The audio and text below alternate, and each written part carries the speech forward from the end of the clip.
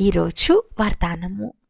నిరాశ చెందిన వారిలో కూడా ఆశను ఉత్పన్నం చేసే సత్యమైన పరోపకారి సంతుష్టమని భవ.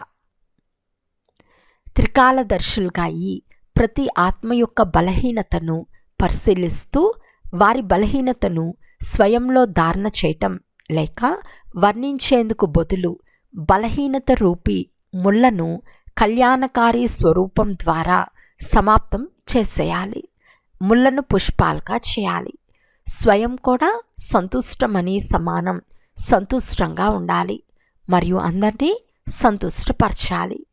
ఎవరి పట్లనైనా అందరూ నిరాశ చూపించినా అటువంటి స్థితి లేక అటువంటి వ్యక్తిలో సదా కొరకు ఆశాదీపాన్ని వెలిగించటం అనగా నిరాశ చెందిన వారిని శక్తివంతంగా చేయటం. ఇటువంటి శ్రేష్ఠ కర్తవ్యం చేస్తూ ఉంటే పరోపకారి సంతుష్టమని యొక్క వరదానం